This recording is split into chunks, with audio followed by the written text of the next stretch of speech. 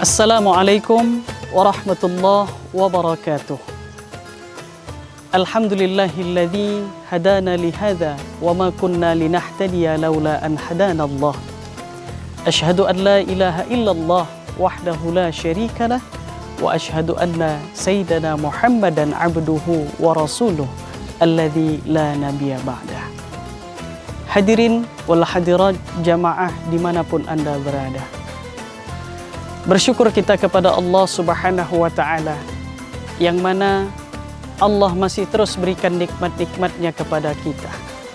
Allah masih terus berikan cinta dan kasihnya kepada kita. Hingga atas nikmat-nikmat Allah tersebut, kita masih diberikan Allah kesempatan untuk bertemu dengan bulan suci Ramadan tahun ini, tepatnya tahun 1444 Hijriah. Salawat dan salam mari sama kita sanjungkan kepada manusia yang paling sempurna. Dialah uswah kita, dialah panutan kita, manusia yang paling sempurna, baginda Nabi Muhammad Rasulullah sallallahu alaihi wasallam. Semoga kelak kita adalah umat-umat Nabi Muhammad yang layak untuk mendapatkan syafaat maupun pertolongannya di yaumil akhir kelak.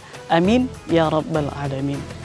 Hadirin wal hadirat jamaah yang dimuliakan Allah Subhanahu wa Ta'ala. Bulan suci Ramadan adalah bulan yang penuh dengan keberkahan. Bulan suci Ramadan adalah bulan yang dengan penuh rahmat dari Allah Subhanahu wa Ta'ala. Selain itu juga bulan suci Ramadan adalah bulan penuh dengan ampunan.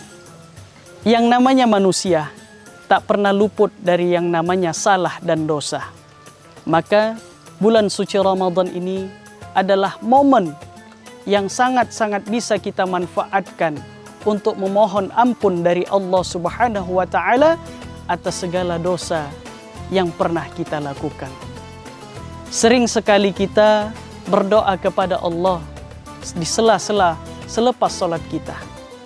Doa kita kepada Allah, Rabbana atina fid dunya hasanah wa fil akhirati hasanah wa qina adzabannar.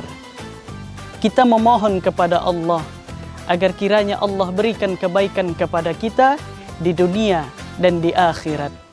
Hingga kita mengharap kepada Allah Subhanahu wa Ta'ala agar kiranya Allah jauhkan diri ini daripada api neraka Allah Subhanahu wa Ta'ala. Hadirin wal hadirat jamaah yang dimuliakan Allah Subhanahu wa Ta'ala. Di momen Ramadan ini, Nabi Muhammad sallallahu alaihi wasallam bersabda, kata Nabi, "Man shoma Ramadana imana wa ihtisaba, ghufira lahu ma taqaddama bi dzambi." Barang siapa yang mengerjakan ibadah puasa Ramadan karena keimanan di dalam hatinya dan mengharapkan pahala dari Allah Subhanahu wa Ta'ala, maka kelak Allah akan hapuskan segala dosa-dosanya di masa yang lalu. Nabi Muhammad juga bersabda di dalam hadis riwayat Bukhari Muslim. Kata Nabi, "Man qama Ramadana imana wa ihtisaba, ghufira lahu ma taqaddama bi dzambi." Hanya sedikit perbedaan daripada hadis yang pertama dengan hadis yang kedua. Man shoma dan man qama. Barang siapa yang mengerjakan qiyam Ramadan, salat di malam hari yaitu salat tarawih, dengan keimanan dan mengharapkan pahala dari Allah Subhanahu wa Ta'ala, maka Allah akan hapuskan segala dosa-dosanya. Hadirin wal hadirat jamaah yang dimuliakan Allah Subhanahu wa Ta'ala. Ini adalah momentum untuk memohon ampun kepada Allah Subhanahu wa Ta'ala, di mana bulan suci Ramadan adalah bulan yang di mana dari setiap ibadah yang kita lakukan, maka Allah akan lipat gandakan ibadah tersebut. Dan ini juga bulan Ramadan adalah bulan di mana ketika kita memohon ampunan kepada Allah Subhanahu wa Ta'ala, maka insya Allah Allah juga akan ampunkan segala dosa-dosa kita. Maka dari itu, hadirin jamaah yang dimuliakan Allah Subhanahu wa Ta'ala, di sisa-sisa bulan suci Ramadan ini, mari terus kita manfaatkan untuk selalu membaca Al-Quran, untuk selalu menghadiri majelis-majelis ilmu, memperdalam ilmu agama kita. Kita berharap ilmu agama yang kita dapat, ilmu agama yang kita pelajari nantinya bisa menjadi wasilah untuk memasukkan diri kita ke dalam syurganya Allah Subhanahu wa ta'ala. Hadirin jamaah yang dimuliakan Allah Subhanahu wa ta'ala. Maka dari itu, hadirin wal hadirat jamaah yang dimuliakan Allah Subhanahu wa ta'ala, mari terus kita genjot semangat kita. Semangat untuk melakukan amalan ibadah yang baik, yang insya Allah dari setiap amalan-amalan yang kita kerjakan bisa mendekatkan diri kita dan insya Allah akan memasukkan kita ke dalam syurganya Allah Subhanahu wa ta'ala.